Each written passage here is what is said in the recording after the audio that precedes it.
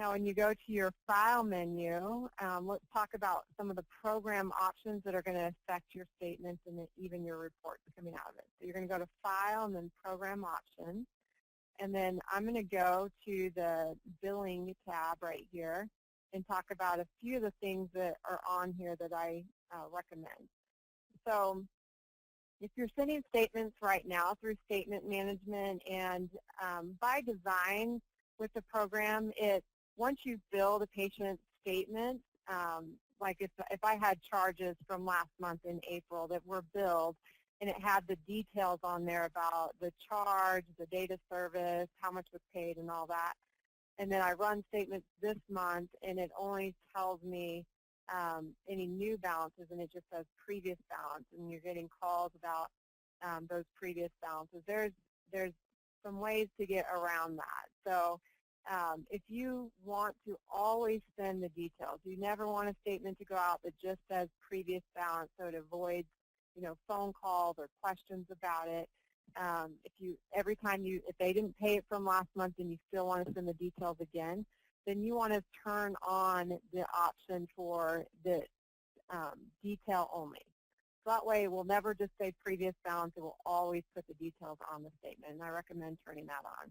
Now, if you are tracking copays, and that's kind of its own little deal, like there are features in the system that allow you to bill a patient for a missed copay. So instead of waiting till insurance makes their payment and then you bill out any copay that wasn't collected, if they came in for a service that requires a copay and a copay wasn't collected, you can automatically send the missed copay as part of the statement if you turn on this little button right here, so add copays to remainder statement. So you do want to turn that option on.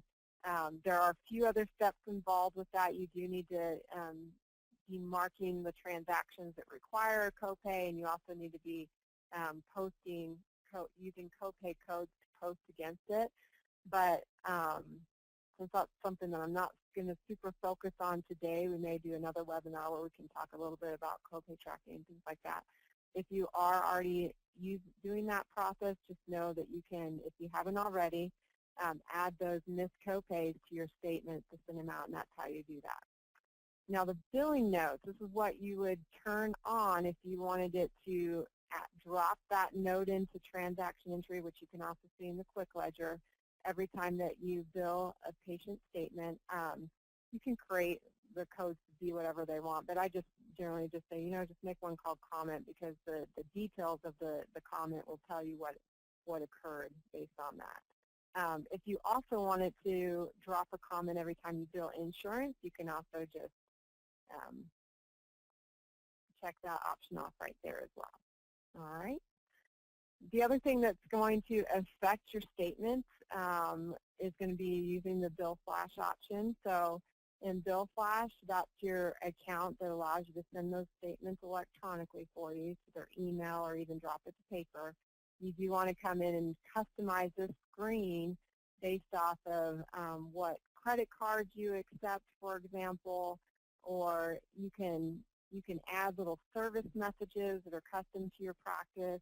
You can decide what standard paper color you want your statements to go out on, and also in whether or not you want to include aging and summary, which I highly recommend. You can also set some standard messages for your statements from here, so this will go on every statement that's sent out. For example, if maybe you're involved in the EHR program and you wanted to remind people that if they wanted to see notes for their visit, or any of that type of information, that they can go and log into their patient portal, you could add something like that. Or maybe you just want a flu shot or anything like that. You can add those comments in there. I'm going to touch on one other thing in the program actions, and that's under our aging reports. So in your aging reports, and I will touch on a few of the reports that are beneficial when you're running statement management at the end, but this is one of those things that you can determine how your aging reports are being pulled. So usually I recommend, so for your patient aging, you can run your patient aging from transaction date.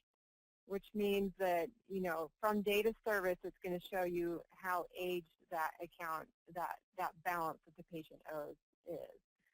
The downside of running it from the transaction date is that, usually I'm not going to recommend that you bill the patient their balance until after insurance has paid, and and then you therefore bill the patient a statement. So if you really want to know whether someone's avoiding you or, how long they've been sitting on their bill, then I recommend changing it to say date of first statement to run your patient aging from the date of first statement.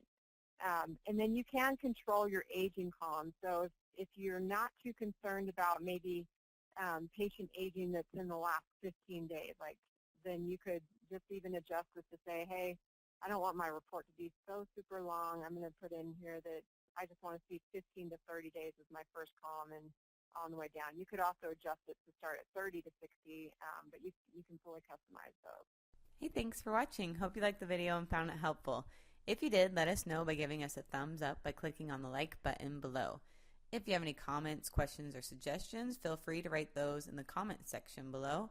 And if you want to get more helpful videos like this one, be sure to subscribe to our channel. Thanks.